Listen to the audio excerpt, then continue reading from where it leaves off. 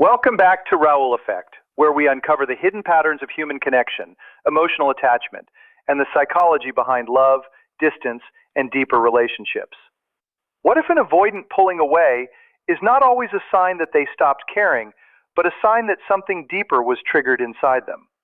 The hardest connections often reveal the biggest emotional battles, and understanding this pattern can change the way you see love and distance forever. When an avoidant person truly develops deep feelings for you, the first thing you may experience is not peace, but uncertainty.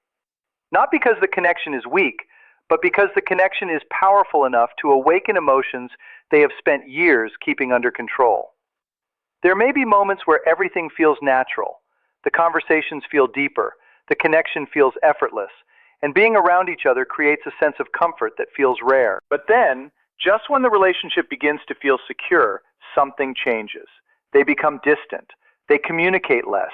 Their energy becomes harder to understand. To many people, this feels like rejection. It feels like the relationship is disappearing just when it started becoming meaningful. But with avoidant patterns, this moment often reveals something much deeper. Because avoidant love rarely follows a simple path.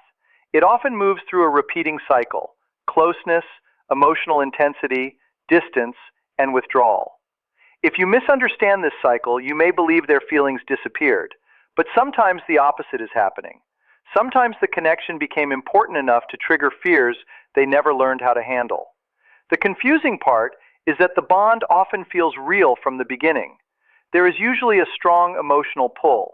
Conversations become personal quickly. Time together feels different. Even quiet moments can feel comfortable instead of awkward. The avoidant person feels this too. They may not always express it openly, but they recognize that something about you feels different. You become someone who matters, and that feeling can create both comfort and fear at the same time. For someone with avoidant tendencies, emotional closeness is not only about love, it is also about vulnerability. And vulnerability can feel dangerous. It can activate fears of depending on someone, losing independence, being overwhelmed emotionally, or eventually experiencing pain. So when feelings become stronger, their natural response may be to create distance. Their messages become inconsistent. Their availability changes. One day they seem fully present, and the next day they seem unreachable. This is where many people react from fear. They chase harder. They ask for constant reassurance. They try to explain, fix, or force clarity. But in avoidant dynamics, increased emotional pressure often creates more distance. The more trapped or overwhelmed they feel, the stronger their instinct becomes to step away. This is why your response matters. Their withdrawal is not always proof that you were unimportant. Sometimes it is a sign that the connection touched something deeper than they expected. The turning point comes when you stop reacting from anxiety and begin responding from emotional stability. You stop seeing every quiet moment as a disaster. You stop measuring your worth by how available they are. You stop chasing answers from someone who is struggling with their own emotional response. This does not mean becoming cold or disconnected. It means becoming grounded. And something important changes when you do this. The avoidant no longer experiences connection as pressure. They begin to feel your care without feeling controlled. They experience your presence without feeling trapped. For someone who has always connected intimacy with losing freedom, this creates a completely different emotional experience. It feels safer. Over time, the cycle may continue. They step back, then they return. Sometimes they return casually. Sometimes they act as if nothing happened. Sometimes they show a little more openness than before. But remember this: returning does not automatically mean healing. The important question is, what changes with each return? Healthy progress is usually subtle. The periods of silence become shorter. The emotional walls become slightly lower. Conversations become more honest. Their effort becomes more consistent. Avoidant growth rarely happens overnight. It appears through small changes repeated over time. If every cycle looks exactly the same, with no awareness and no emotional growth, then the pattern is simply repeating. But if each return brings more honesty, more effort, and more willingness to stay connected, then something is slowly shifting. Eventually, the avoidant begins learning through experience that closeness does not have to mean losing themselves. They discover that love does not always lead to pain. They learn that emotional connection can exist without pressure or control. And this realization does not come from convincing them. It comes from experiencing safety again and again. They step away, and the relationship does not collapse. They come back, and they are met with understanding instead of punishment. They express fear, and they are not met with chaos. Slowly, their emotional system begins to recognize a new possibility. But this journey also changes you. You learn how to love without abandoning yourself. You become less focused on controlling their reactions and more focused on maintaining your own balance. You develop stronger boundaries, greater patience, and a deeper understanding of yourself. That balance is essential because avoidant relationships cannot grow through extremes. One person constantly chasing while the other constantly escaping creates exhaustion. But when both people evolve, something different begins to form. The avoidant learns to stay present. You learn to stay centered. The relationship becomes less about fear and reaction and more about awareness and choice. Eventually, a quiet shift becomes noticeable. They do not disappear as completely. They communicate more intentionally. They remain connected even when emotions feel overwhelming. This progress is easy to miss because many people expect dramatic changes. But with avoidant attachment, growth is often seen in fewer extreme reactions rather than instant perfection. The greatest sign of change is when closeness is no longer something they only experience and then run from. It becomes something they consciously choose. And when that happens, the relationship begins to transform. You no longer feel like you are carrying the entire emotional responsibility alone. Their actions begin matching their feelings. Their return is no longer only about missing you after distance. It becomes about recognizing the value of what exists between you. Some connections do not survive because they were effortless. They survive because both people became capable of handling them differently. And when an avoidant person learns that love can feel safe, closeness can become something they choose instead of something they fear. The connection itself is never truly frozen in one place. It either grows or it repeats. This is the part many people fail to understand. Some relationships are not meant to stay exactly as they began. They challenge both people to evolve, to become more aware, and to develop healthier ways of connecting. When that transformation is real, it is not proven through promises or emotional words.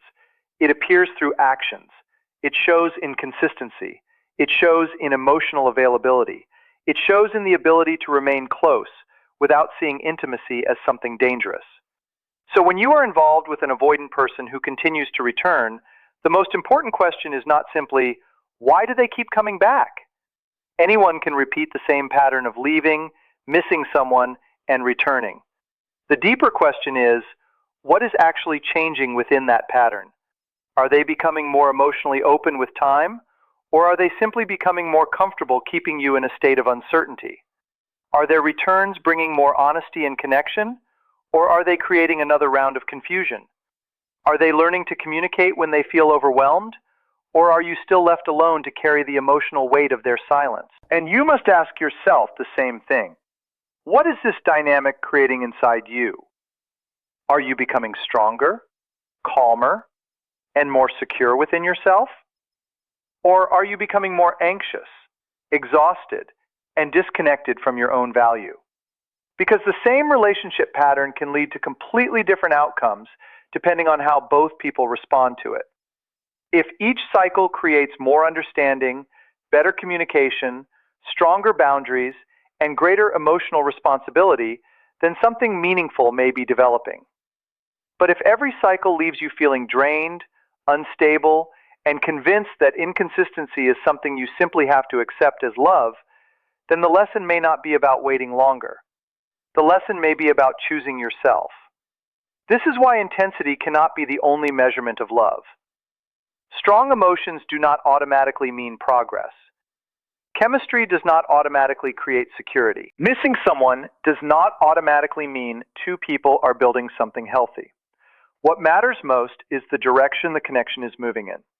One of the biggest mistakes people make is believing that an avoidant person returning means they are completely healed or suddenly ready for deep emotional intimacy. Usually, that is not how it works. A return simply means the connection still matters in some way. It does not mean every fear has disappeared or every emotional pattern has been resolved. Even when progress is happening, there may still be moments of distance. There may still be times when they need space or become emotionally overwhelmed. The difference is how those moments are handled. When growth is real, distance is no longer used as a way to punish or disappear completely. Communication becomes clearer. Space is expressed instead of silently created. Connection is repaired instead of abandoned. And as this happens, you begin changing too. You stop reacting from panic. You learn to pause before assuming the worst. You develop boundaries that protect your peace while still allowing your heart to remain open. You become more secure, not because you care less, but because you no longer depend on constant reassurance to feel valued. That is what emotional maturity actually looks like. It is not having a perfect relationship. It is not avoiding every difficult moment. It is learning how to stay connected without allowing fear to control every decision. Because there is one truth that cannot be ignored. An avoidant person cannot create a healthy relationship with someone who takes responsibility for healing all of their emotional wounds. And you cannot create a stable connection with an avoidant person if you make their fears your personal mission to fix. This is where many intense relationships break down. One person starts chasing, the other starts retreating. One person gives more and more, the other feels more and more pressure. The harder one person tries to force closeness, the more unsafe the other person feels. But when genuine growth begins, both people start making adjustments. The avoidant begins noticing their own withdrawal patterns instead of automatically following them. They may still struggle, but they become more aware of when fear is influencing their behavior. And you begin recognizing when anxiety is controlling your reactions. You learn to pause instead of chase. They learn to communicate instead of disappear. You stop viewing every delay as rejection. They stop viewing every emotional conversation as a threat. That middle ground is where real change begins. It is rarely dramatic. It is usually quiet. But quiet progress is still progress. Eventually, if the relationship is truly evolving, you will notice small but meaningful differences. The distance becomes less extreme. The returns become more intentional. The conversations become more honest. They may still need space, but they no longer completely disconnect. These changes may seem small, but they reveal something important. Fear is no longer controlling the entire relationship. At the same time, you are no longer losing yourself inside the connection. You are no longer measuring your worth by their availability. You are no longer falling apart every time they create distance. Instead, you remain grounded while still allowing the relationship to exist. And that balance changes everything. The connection becomes less about chasing and anxiety and more about awareness and choice. Your actions begin saying, I care about you, but I will not abandon myself to keep you. If a relationship is truly moving towards something lasting, both people will evolve. The avoidant becomes more emotionally present. You become more emotionally secure. The cycle becomes healthier. The distance becomes shorter. The connection becomes more honest. But if nothing changes, if the same confusion continues, if only one person is adapting while the other remains exactly the same, then it is not transformation. It is repetition. And repetition without growth eventually becomes emotional exhaustion. Never confuse a powerful connection with a healthy one. A relationship feeling intense does not automatically mean it is becoming better. Someone returning does not automatically mean they are ready. A meaningful bond does not simply repeat the same story forever. It evolves. It becomes more stable. It becomes more honest. It becomes more balanced. And when that happens, love begins to feel less like uncertainty and survival and more like something two people can peacefully stand inside without losing themselves. Because the goal is not to eliminate every fear. The goal is to stop letting fear control the relationship. That is when closeness stops feeling like something to escape. That is when two people finally learn how to stay. A true connection is not measured by how often someone leaves and returns, but by how both people grow through the process. Real love becomes stronger through consistency, emotional safety, and mutual effort, not confusion and uncertainty. If this message gave you a new perspective on avoidant relationships, make sure to like, subscribe to Raul Effect, and stay connected for more insights into love, attachment, and emotional growth.